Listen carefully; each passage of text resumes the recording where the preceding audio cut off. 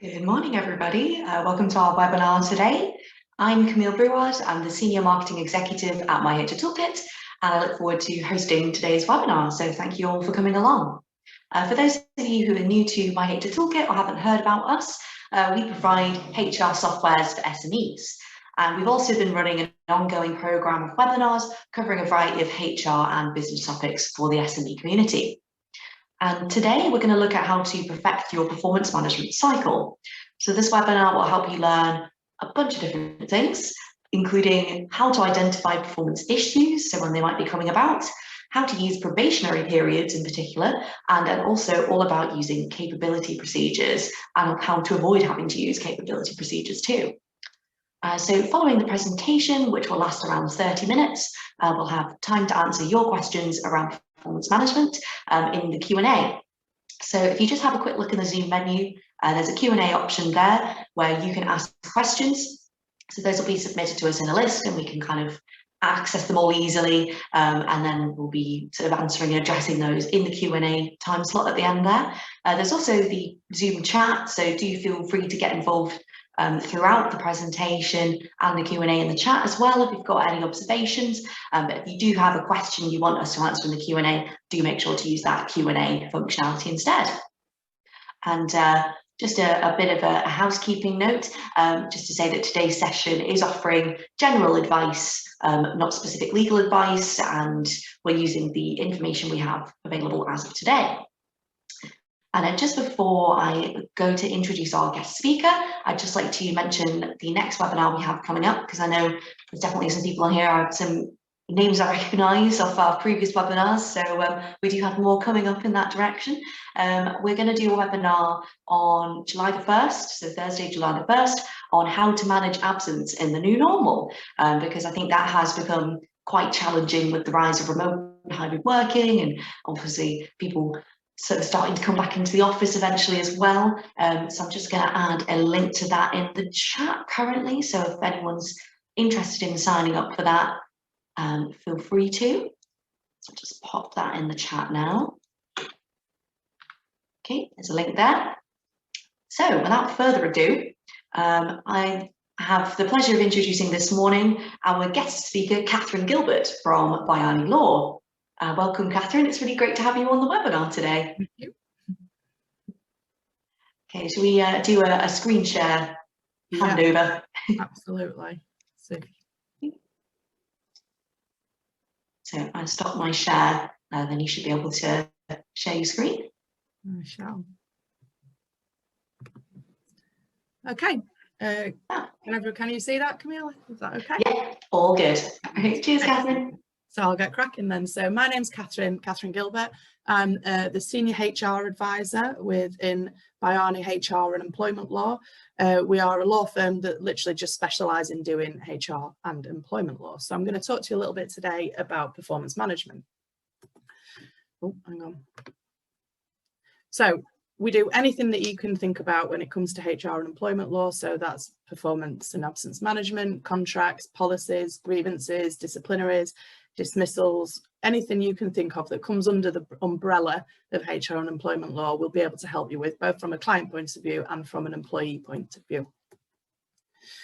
We also operate what's called a watertight package, which is a retainer product where you can retain us to be your outsourced HR. And, you know, we do find that especially in the last sort of year where a lot of things have been thrown up, where we've had to sort of think on our feet a little bit, a lot of our clients have really appreciated having us there as a sounding board for them.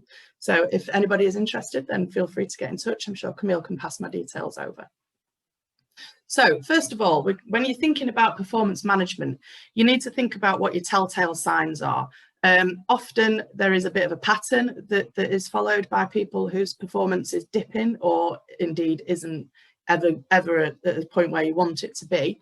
And so there are just some, like I said, some signs to look out for. So complaints from staff, you'll often have other staff grumbling about, you know, they don't pull their weight, things like that. So that's worth sort of looking at, especially if you've got staff that have been with you for a while, that are quite trusted staff members, and it's those kind of people that are talking about it, because that would indicate that there's potentially a performance issue that's going on live that you've not kind of noticed yet. Complaints from clients, obviously, depending on what sector you're in, depending on what their role is. If they're client facing, then it may be that they are that you are receiving complaints from clients. And again, there's something you need to address because that can have quite a negative impact upon your business. Failure to meet targets, you know, a lot of roles will have sales targets or specific KPIs that they need to hit, and failing to meet them might indicate that they're not performing to the best of their ability. And frequent mistakes. Going off sick a lot, we tend to find this happens quite a lot when people are underperforming, especially if they kind of think, oh, I think I might be getting rumbled. People often go off sick and cite stress at work and things like that. So if you've got a high sickness rate in any of your staff, there's a chance that you know, might be tying in with their performance. And when someone is leaving, obviously, you know, if somebody is leaving, then they're within the notice period. Their morale is probably a little bit lower. Their want to work hard for you is probably a little bit lower. Their integrity may dip. So you are probably going to get people who start underperforming during the notice period because they kind of think, I'm on my way out anyway, so why should I bother? So the first thing you need to think about is controlled monitoring and recording. And often if you are addressing performance issues or just generally monitoring and generally having meetings with your staff about their performance, then it might be that you avoid the issue of them underperforming because they know that you're kind of on it and that you're monitoring it generally.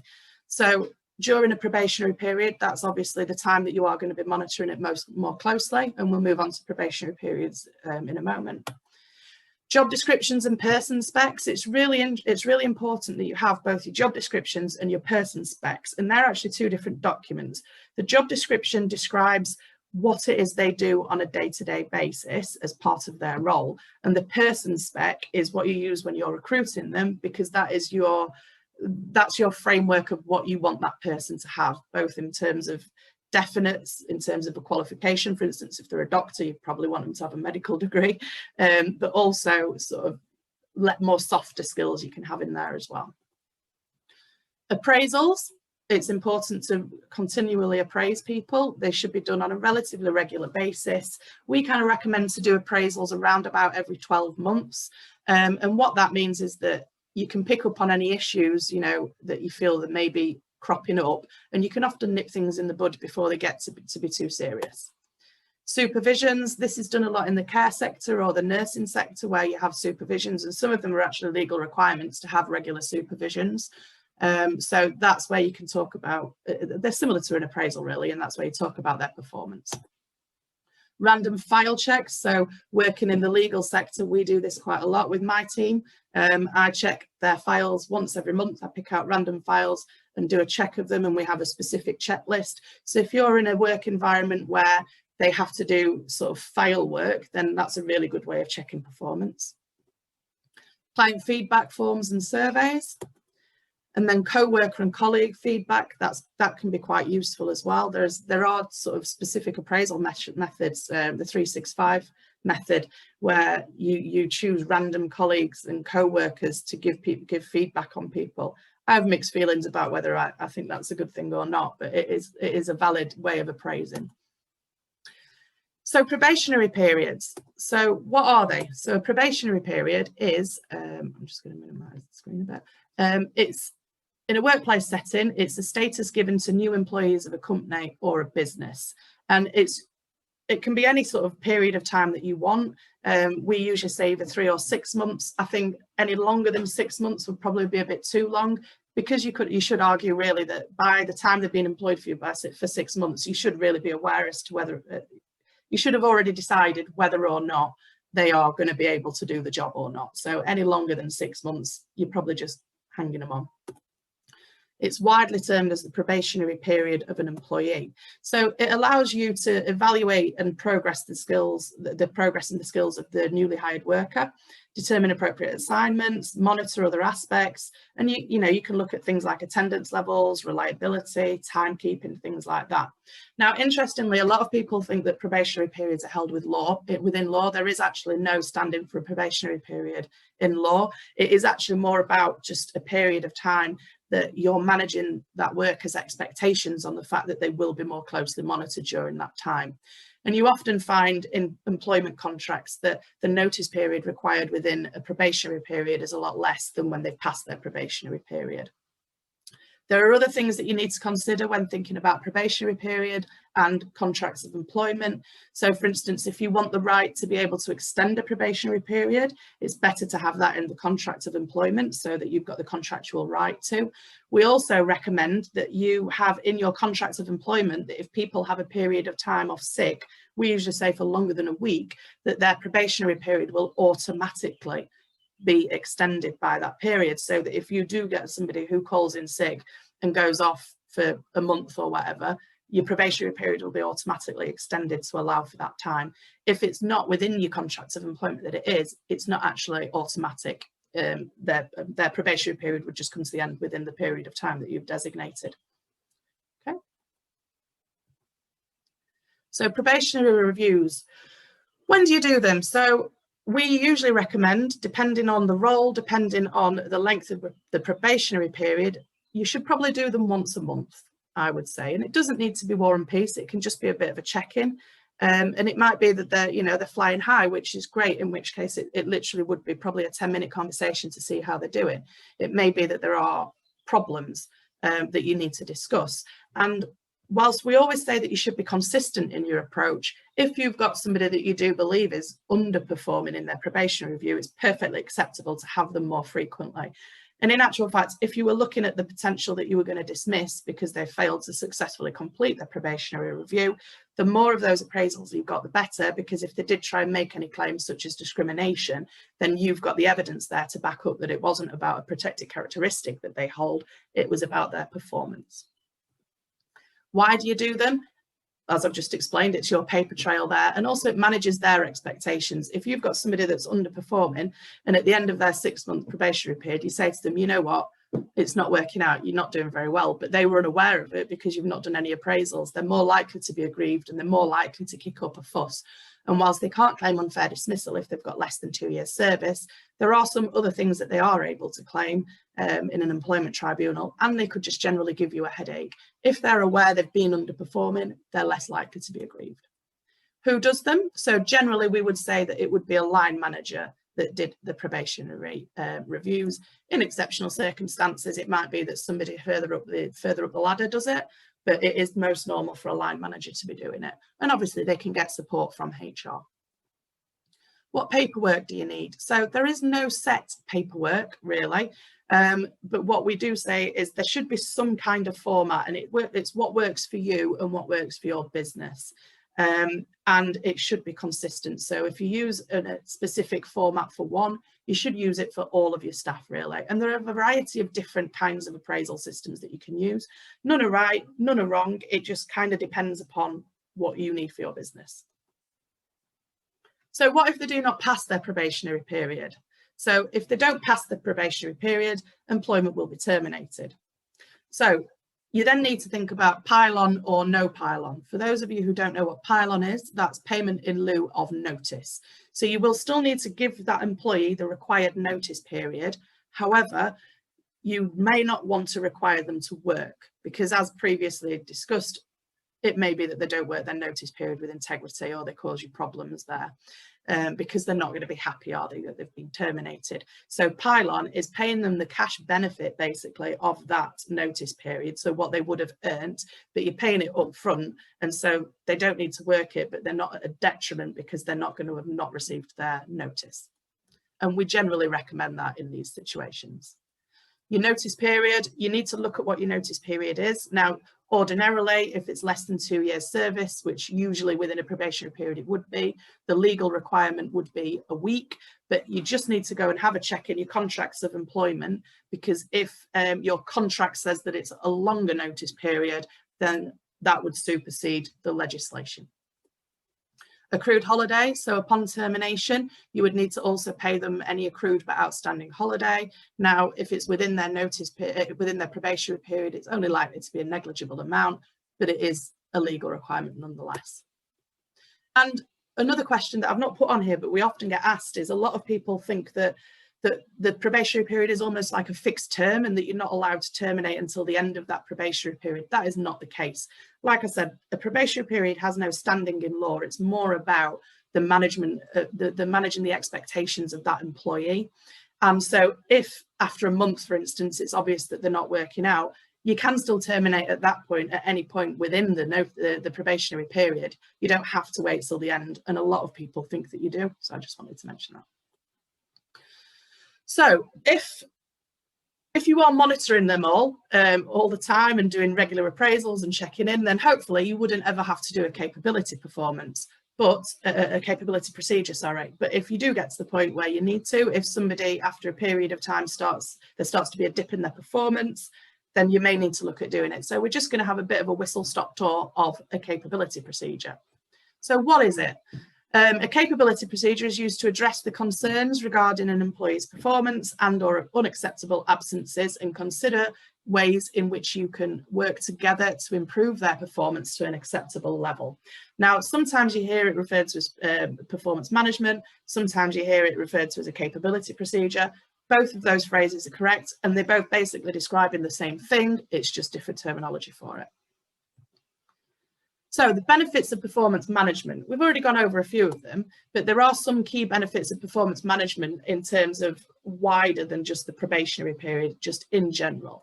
So it highlights any training needs. It may be that the underperformance is not due to them not wanting to do the job. It may not be to do with their will. It may be to do with their skill. And if you upskill them a little bit, then that performance issue will go away. It boosts morale for two reasons. Number one, if you do it correctly, if you do it well, then actually the person who's being performance managed can often, it can often make them feel quite positive, because if you frame it correctly, then it's more about benefiting them in terms of training, in terms of support that they might need. And so it might be that they've been really worried about something, they've been feeling unsupported, and by token of the fact that you're then offering those things, they are going to feel like their morale has been boosted, like you care, and then their performance will improve. Equally, it boosts the morale of the rest of your team, because we hear it on the daily basis where people, you know, employees are saying, well, it's not fair, they're getting away with not doing that, nothing's happening to them. If the rest of the team can see that somebody who is underperforming is being managed, then their morale is less likely to go down and their performance is less likely to dip as a result of that, because it can be quite negative influence within a team. It helps identifying the right employees for promotion. So obviously most companies have a procession plan in place where they're thinking about where they're going to put their aces in the places. And, you know, if you've got a kind of a multi-layered management team, you're probably always looking below to see, well, if somebody leaves, how are we going to shuffle people up? So performance management, it's a good way of doing that. It's a good way of identifying what employees might be ready to move across, maybe move up, things like that. It supports workforce planning, as I've just described, and it increases employee retention because if you are performance managing properly and doing your appraisals properly, the person being performance managed is more likely to stay. So you are not going to need to replace them. And also, in terms of going back to point 2 about the boost in morale of the team, what you often tend to find is if you're not performance managing people who are underperforming, the decent people that work for you in the same teams are going to find another job because they just would feel negative about it. And it delivers greater employee autonomy. Okay. So your first steps, if you're having to undertake a formal capability procedure or performance management procedure, because the general appraisals and things and conversations haven't worked for you, then that's fine. So the first thing you need to do, you should try and get a few meetings under your belt that are documented to try and deal with them informally. So whilst we say informally, that doesn't mean just like pop out to the car park and have a chat. It still means, you know, sit down, have a scheduled meeting, but it's not the first formal step of the performance management. It's a bit of a shot across the bows for your employee saying, right, you know, this is what we're not happy about, this is what we need you to improve on. And we always say, before you go into the first step of the formal process, have a couple of those under your belt, going back to my previous comments about discrimination and about having your paper trail in place, then this is going to help you with that. Keep a record of any patterns of concerning behaviour and document any conversations. So what we often get is, we'll get a client phoning up saying, we've got somebody underperforming. And when you say, well, what is it that they're underperforming around? And they'll not be able to actually pinpoint. You can't just generally talk about underperforming. You need to say, right, well, you know, you've been tasked to have your labour percentage below 30% in the department that you work in, but it frequently goes to 40. You need to have quite objective data to evidence their underperformance, so you can then task them to that more sort of closely. And at this stage, any recorded conversations will not form part of an employee's disciplinary record, but what it will do is it'll form part of a potential investigation pack for later down the line if you are going to be going to formal performance management. So before deciding to follow the capability process formally, just a few points for you. You need to undertake a reasonable assessment or investigation to ascertain it's necessary. So part of that will be the notes from any previous informal meetings that you may have had. So the first thing you need to decide is it a performance or is it a disciplinary issue? A lot of these things are kind of a little bit interlinked. And so sometimes poor performance is due to negligence or misconduct, and sometimes it is plain disciplinary issue. So you need to sort of look at what the issue is. Is it disciplinary or is it performance? The second one, which is really going to guide you as well, is have they got less than 2 years service? Because without 2 years service, they don't have the right to claim regular unfair dismissal. That doesn't mean they can't claim anything, but what it does do is it gives you the confidence to maybe do it a little bit more, because it's going to be a lot less risky. And it could even be that you potentially don't need to do the full capability process because you don't need to show that you've done that full procedure. I'd be reviewing their personnel files, so that would be the job description, appraisals, training records, disciplinary records, any relevant documents that you can think of. The job description, as I said earlier, that's a key document really, because that is what they're expected to do on a day-to-day basis. So that is where that's your checklist of you are doing this or you are not doing that. And then all the rest of those documents that I've mentioned are kind of they'll be the evidence to show that they are not doing what is within that job description. Monitor their work. So you should never say, right, well, I'm just going to go straight into performance management. As we've already talked about, there should be a period of monitoring beforehand. Interview the employee and or other individuals confidentially regarding their process. So in the same way that with a disciplinary, you would usually do an investigation meeting, you would do it with a capability procedure as well. And set objectives informally, but importantly, set a time period to give them the opportunity to improve. If you just leave it open-ended, then when are you going to come back to them? You know, when is your review period going to be? So I would always be looking at saying, you need to, in this period of time, to have done this. So then you would invite them, after you've done all of this, if they've still not improved, you would then invite them to a capability meeting, which is very similar, to be honest, to a disciplinary. So you should write to the employee and you should set out the date, time and location. That might sound obvious, but it gets missed a lot. The concerns regarding their performance. So it doesn't need to be War and Peace again, but it needs to be a good overview of what they're underperforming on so that they understand what that is. The reasons for the concerns. Inviting them to a formal capability meeting to discuss the situation. The likely outcome, that's very important, whether it's from a disciplinary or a capability point of view. When somebody is going to receive a sanction, they need to have been informed what that sanction could potentially be. Copies of any relevant documents that will be used or referred to. So again, similar to a disciplinary, you would need to send all of the evidence that we talked about previously along with that letter so that they've got the opportunity to review it and defend themselves, basically. And they also get the right to be accompanied, excuse me, and that is by either a trade union representative or by a fellow colleague. That is a statutory right that they have. What we do say is in some situations, you might want to consider allowing somebody else. So for instance, if they're under the age of 18, it may be that you allow a parent there. If their English isn't, if English isn't their first language and they struggle with it, it might be worth allowing them a friend that maybe can help you with translation because it's going to make them feel more comfortable. Or if they've got a disability that they may need support with, you might want to let somebody else go along to the meeting with them. But technically, all you need to allow is a trade union rep or a fellow colleague. So during the meeting, it'll usually be conducted by the manager. And the aim of this meeting is to clarify the required standards more formally now, allow the employee to ask questions, respond to the evidence put forward and provide any evidence they may have to put their views across, establish the likely reasons for the employee's poor performance, and that is genuinely asking them, you know, why is this happening? Identify what can be done to assist an employee in improving their performance. So it may be that something is going on that you're completely unaware of. You know, they might have had something horrendous happen in their personal life that they didn't really want to talk about. It could be that they've just been diagnosed with an illness that you were unaware of. There are many reasons why people's performance might dip, and it might not necessarily be because they're choosing to underperform. So it's really important to give them the opportunity to tell you what the reason is and how you can help them, because it may be that there is something that they genuinely need some support. And very importantly, again, in every meeting in a performance management, you should be setting targets for improvement and a timescale for review. And then the outcome.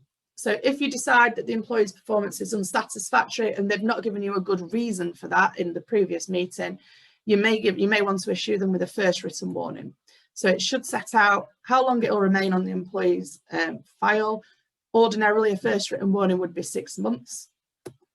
The areas in which the performance has fallen below standard and what those required standards are, targets for improvement and the timescale, any additional measures you are going to take in order to assist. So if you've offered to train them on something in particular or offered them a mentor or something like that, you need to state what that is. And importantly, you need to follow through on that, because if you don't do what you agree to do, you can't task them against any further poor performance. And then the review period. So how long should a review be in terms of the period of time you give them to improve their performance? So really it's dependent upon the nature of the poor performance, and it depends on the needs of the business and what would be reasonable in the circumstances. So for instance, if you've got somebody who is a waiter and it's their till usage, they've not been doing it properly, which has meant that the till has been, the till's been down, then it would be reasonable to say that within a week you were wanting to see an improvement, because that's a quick fix. But if you were, for instance, an architect who was, who designed skyscrapers, for instance, a week to see an improvement in their performance would probably be unreasonable, because I'm guessing it takes longer than a week to design a skyscraper. So it depends on the business, it depends on the role, and it depends on what is reasonable. And you should also consider length of service and any previous performance management as well. So what if they don't improve? So then you'd move on to the second stage. So the focus with the second meeting will be the extent to which the performance is improved, and if it's not improved, the reasons for it. The outcome from this second meeting would then be a final written warning. Ordinarily, a final written warning would be on file for 12 months. And in the outcome letter, additionally to the final written warning, it should set out in there that if they don't then improve, then the next sanction is likely to be dismissal. And again, what if they still don't improve after you've gone through that second step? The third formal performance review meeting, in that if there's still been no improvement, you should seek to dismiss at this point, because you're layering up now on your 3 sanctions. The outcome should be confirmed in writing. And a dismissal in this respect, it would be with notice. So the only way that you can not pay notice in a dismissal is if it's gross misconduct, and that would be summary dismissal. Any other kind of dismissal, it would be with notice. And as I explained earlier, you can either get them to work the notice or you can pay them in lieu. Or if you've got the contractual right, you could pop them on garden leave as well. And at the end of it, at the end of their employment, any untaken holidays that are accrued should be also paid. So then I've just popped this in here because this is quite a nice sort of flow chart that I did a while ago, which sort of more clearly sets that out. And I'm sure Camille would be happy to share the slides with you if you wanted to, so that you can sort of have a more close look at that. So what issues might come up following a dismissal for performance management? So one of the things that we often get asked, is it possible to fairly dismiss for a single act of incompetence? So going back to my previous point about whether it's disciplinary or whether it's performance management, if it is a disciplinary issue, so if it's negligence and if it's serious enough to be reasonably felt that it's gross misconduct, then yes, you can fairly dismiss for a single act of incompetence. If it's more about their performance, then I would say more than likely that answer is going to be no. You would need to follow a fair process. And if they only mess up once, then those 3 steps that we've just been talking about would become irrelevant, because you're going to be managing on something that they're not underperforming on. Okay. Employees who lapse after improvement, so that we often find that, you know, they pull the socks up for a little bit and then they dip back down. That's why the first written warning and the final written warning have got timescales on. So your first written warning is on file for 6 months. So if they do improve their performance immediately and then after a couple of months they drop back down, that first written warning is still live, so you can move straight onto the second step and you can just reenact the performance management process. And again, if it's a final written warning, that's on file usually for 12 months, so the same principle applies. Can you use a settlement agreement as an alternative? Yes, for those of you who don't know what a settlement agreement is, I will not talk a lot about it, but it's basically a legally binding contract between the employer and the employee where a negotiated exit has been agreed. And the employee usually gets given a sum of money, and in exchange for that sum of money, they sign away their rights to make a claim. So we often do, if we think it's going to be a risky dismissal, if there are disabilities or protected characteristics of any other kind involved, then often it is a good idea to do it under a settlement agreement, because it gives you that protection that no claim is going to be made.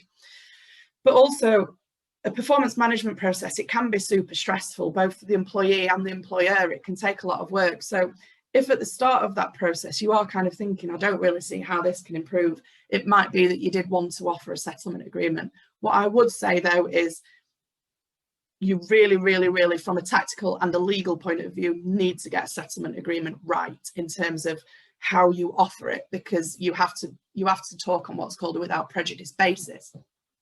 And if you don't do that properly, then it isn't a closed discussion, it's an open discussion, and it can be used against you. So yes, you can use a settlement agreement as an alternative, but absolutely get legal advice before you sort of embark upon that conversation, because if you get that conversation wrong, it can have quite dire consequences for you. So possible claims that can be made. So breach of contract. So sometimes your capability and your disciplinary procedures are called, well, what's called contractual. You can either have contractual or non-contractual. So you need to have a look at your employment contracts. If in your employment contract it says that your disciplinary and your capability procedures are contractual, then you have to follow your policy to the letter. Otherwise, it's a breach of contract. If it says that they are non-contractual, then especially if you've got less than 2 years service, it might be that you can freestyle on that procedure that you've got held within your policy a little bit, and that wouldn't then be a breach of contract. There are implied terms in a contract as well, though, so trust and confidence, failure to provide support. I'd only be concerned about them with more than 2 years service.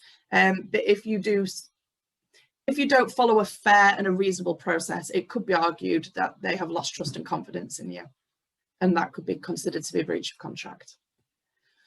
Unfair dismissal, we've already talked about that. If they've got more than 2 years service, they can claim unfair dismissal. And when you're thinking about unfair dismissal, it's actually less about the reason for the dismissal often.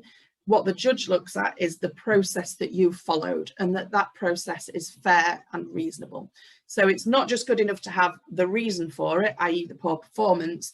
You need to show that you have followed a fair process, and a failure to do that, even if they are underperforming, could render that dismissal unfair. Discrimination and harassment. So if you've got people who, for instance, may be pregnant or they might have a disability, it's really important that you take that into account when doing a performance management process. And I would be saying you need to sort of go a little bit further in terms of your reasonable process, in terms of support that you offer, in terms of reasonable adjustments, because it doesn't mean that you can't dismiss somebody who holds a protected characteristic, but what it does mean is that you do need to jump through a few more hoops. And in order for you to prove that you weren't discriminatory, that they weren't dismissed on the basis of one of their protected characteristics, you need to have all of that evidence to back up their poor performance. And part of that is that you've shown that you've offered them support. Okay, so that was my quick whistle-stop tour. Camille, I don't know if we've got any questions that might want answering. Hello, thank you so much, Kathryn. Yes, we do have a few questions coming in right now. I'm just going to reshare my screen quickly. Oh, I'll stop sharing. Oh, no. Yeah, no worries. I've got that host power. Okay, we'll just have something in on the chat. Oh, Madeline says, thank you for a very interesting presentation. You're very welcome. Terry similarly says, thank you as well. Okay, we do have a few questions in the Q&A, so I'll just start in on those. And just a reminder to everyone, if you do want to ask a question, feel free, because we'll be in the Q&A until 11, so plenty of time if you want to get your questions answered. So we do have a few in. We have one that's come in from Lorraine, and Lorraine asks, is it okay to combine a person spec with the job description? So with that, what I would say is they should be separate. It's fine to have them both within the same document, but I would title them as person specification and job description. I wouldn't necessarily have them really intrinsically linked. And that's because the job description is what you would use to task people to, whereas the person spec is what your ideal candidate looks like. So a person spec is usually more usually used as part of the recruitment process. Awesome, thank you. I would say can be within the same document, but I would keep them separate. Yeah, makes sense. Yeah, and we have an anonymous question that has come in, and they ask, would it be reasonable to start a capability process based on poor attendance only?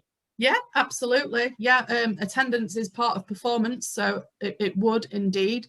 Obviously, if they're still within the probationary period, you could probably use it as a reason that they haven't successfully passed it, because that's their honeymoon period. So if you've got problems with them then they're probably not going to get any better. What I would say is, if you're going to be starting a capability process based on attendance, you need to identify whether that there are any potential hot potatoes in terms of discrimination. So is it because they're a single mother who is struggling to get their kids to school on time, in which case, if you dismiss on the basis of their attendance, it might be that would be considered to be sex discrimination. It could be that they are pregnant and therefore, you know, that they've got morning sickness or something, and so they're late, or they have more regular kind of days off sick because of their pregnancy. You'd have to make an allowance for that. And also, if it was a disability, you'd have to make allowances for that. Now, what I would say is it doesn't mean that you cannot fire them, but if it's something to do with a disability, or if it's something to do with a pregnancy, what we would say is, if you have normal buffers in your business, as to, you know, trigger points from an attendance point of view, you would probably look to increase those buffers, so that you could show that you were making reasonable adjustments for that protected characteristic. And if they have got a protected characteristic like that, I would definitely recommend getting support with it. Awesome, thank you. And we have another anonymous question in, and they asked, if there's a mid-level supervisor and they initially evaluate the employee, then the manager also adds to the evaluation. Should the final assessment from the manager be accepted by HR? I don't think there's a right or wrong on that question, to be honest with you. Often that might depend on your internal policies. Very big companies often have very specific policies, you know, that are very clear on that sort of on that structure and who does what. So in that case, it may be that you breach your policy if it's done, if the evidence of their performance is kind of mixed assessments from different people. But if it doesn't strictly say anything in your policies about who should be doing the evaluation, then it could be that either you get a final assessment from the manager, or it might be that 2 different assessments or 2 different evaluations are submitted and both of them are taken in conjunction with each other. Okay, thank you.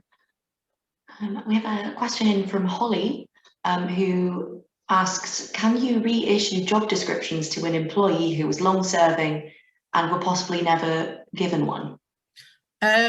Well, if they were never given one, then it wouldn't be a reissue. It would just be an initial issue of a job description, wouldn't it? And yeah, there's nothing wrong with doing that. What I would say is if you think you're wanting to do it so that their job role evolves and is different to what they're going to be doing, or you want them to be doing different things, then it might be, if they're long serving, that you would need to do potentially a consultation period around that, because it would probably be considered to be custom and practice what they were already doing, and therefore changing it would be a change to their contract potentially. However, if you think that the job description is going to be exactly what they're already doing, it's just that you want to formalize it by putting it in a document, then I would just be having a meeting with that employee and saying, you know, we want to formalize it so there's no equivocation. The job description isn't going to say anything that you aren't already doing, and it's just so that we've got it documented, and maybe get their feedback on it, get their opinion on it, and ask their input in it. Because if you let them have their input in it, they're less likely to be considered. They're less likely to think that there's anything malicious going on. Yeah, it's interesting because I had a sort of question I'd written down earlier based on that as well, just around reviewing job descriptions and updating, because certainly on my first appraisal, you know, by the time I've been in the job for quite a few months, like things had already changed quite a bit, and yeah. I have had my job description updated because, you know, the roles do change over time. Jobs evolve, you know, and we look at what's happened over the last 18 months about how a lot of people, you know, have had to use agile working and things, and have had to sort of be quite creative in working patterns and what those jobs are. And my job has changed immeasurably over the last 18 months, and all down to the pandemic. So it's not necessarily, you know, it is good to keep revisiting job descriptions. I would say, definitely. In actual fact, if you do a 12-monthly appraisal, you would probably discuss it in that appraisal, you know, just revisit it, because things evolve, and it might be that that person is actually doing additional duties, or duties have become irrelevant that they were doing before. And so they might know that their job description has changed, but you might not necessarily be aware of it. So it's always good to have those conversations. Yeah, and it makes everything transparent as well. Employees don't like a lack of transparency, basically. Yeah. So if you're talking about these things and being transparent, you're less likely to get pushback on things. Cool. Okay, so let me read this next one from Cherry. Yeah, and I can read it out to the attendees as well. Yeah, Cherry has asked, I'm interested in your opinion on what other companies use to measure skill or performance, or to differentiate between different job levels, i.e. what's the distinction between, say, a midweight or a senior in a role? Is a competency framework best, or are there any other alternatives for performance management, monitoring and standard setting? Just so what kind of framework would you recommend? I know it's quite an in-depth question from Cherry there, thank you. It is. So I think, hang on, let me just reread it.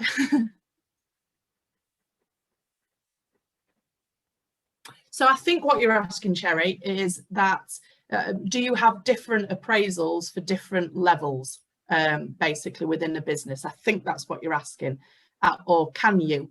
And the answer to that is yes, you absolutely can.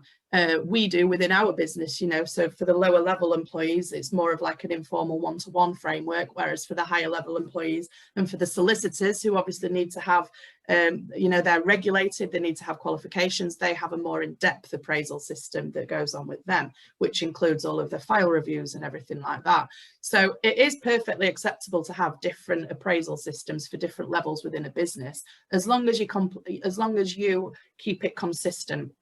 And what I would say is sometimes you can use the same paperwork the same appraisal sort of framework, but within each of those appraisals, when you're sort of drilling down, that's where the sort of specific role requirements for those different levels are discussed. So it might be that you're talking about, I don't know.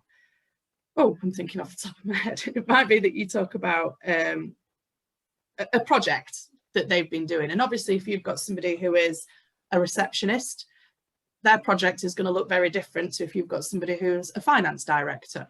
So it might be worth having a document that's got all the appropriate headings on that you want to cover, but then when you drill down, what you actually specifically talk about are quite different between the different roles. But again, there's no right or there's no wrong on your appraisal system, like I've said before, as long as it is consistent. And that consistency can include, it can include different appraisal systems for those different levels, as long as they're consistent within that level. In the same way that you could have your more senior members of staff might have, for instance, an additional week of annual leave than the people who are in the lower roles. And that's absolutely fine to have that, because you're going to have, you know, it's at this level or above gets this and this level or below gets this. That's absolutely fine, as long as you show consistency within it. What you couldn't do is within each level say, right, well, I've decided you're having this amount, you're having this amount. So it's about being consistent. And we do have a number of different sort of types of appraisal paperwork that we could help you with if you needed. So if you did need to get in touch, if you're wanting to sort of have an overhaul of your appraisal system, do get in touch. Awesome. And I would be remiss not to mention at this point that if you're interested in ongoing performance monitoring, my HR Toolkit has just updated our performance management module. It's all looking very great and really useful for booking in those appraisals and meetings, keeping records and all that lovely stuff. So just in case that could be of interest. Cool, that's my cheeky plug done for the webinar.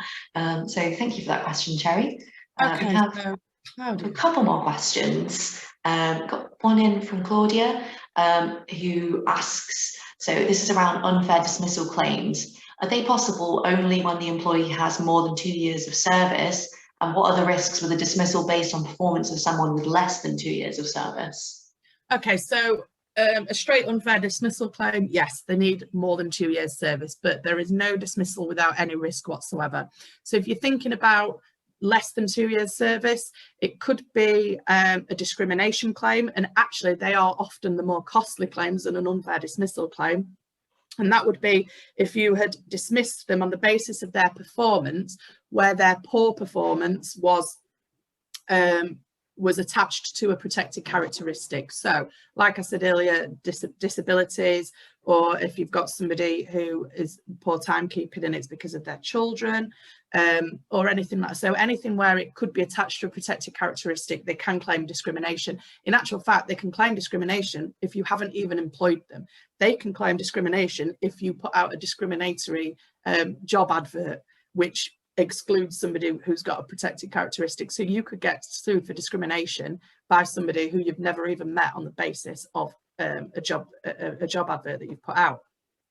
So that is quite a high risk. So what I would say is, if you've got anybody that's got anything about them that stands out, that's different to other people, take advice on it before you performance manage. And it's not that you can't performance manage them and dismiss them, it's just that you need to show a little bit more caution about it. And there are a couple of other things, like for instance, breach of contract, if you don't follow your own policy that's contractual. If they, for instance, whistle blew or something like that, and you use performance management to then dismiss them to get rid of them, or if they put a grievance in, if they assert a statutory right like that and then they get dismissed and you can't show that it's purely on performance, then in actual fact, in those circumstances, sometimes people can claim what's called automatic unfair dismissal, which you don't need your 2 years for. So there are a number of other things that they can claim.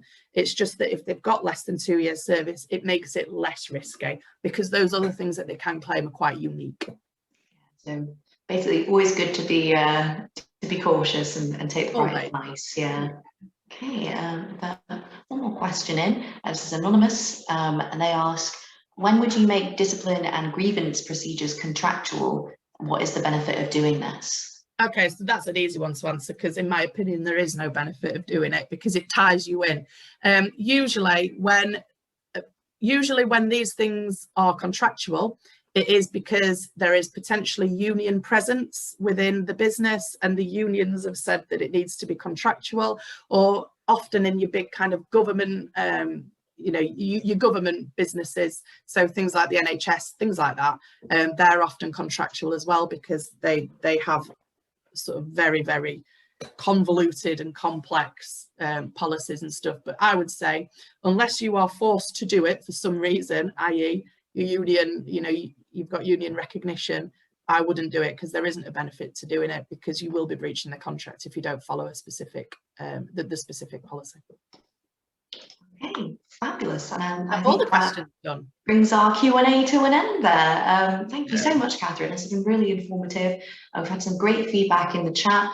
Everyone, if you'd like to let us know what you enjoyed about the webinar or anything in particular in the chat, please do. We love the feedback.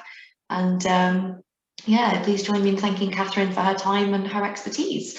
And also for all your great questions as well in the Q&A. And just before I round things up and go, just to mention again, we do have our next webinar coming up, and that's on Thursday, the 1st of July at 10 AM. So it's on a Thursday. We usually do Wednesdays, but Thursday this time around, we're shaking things up.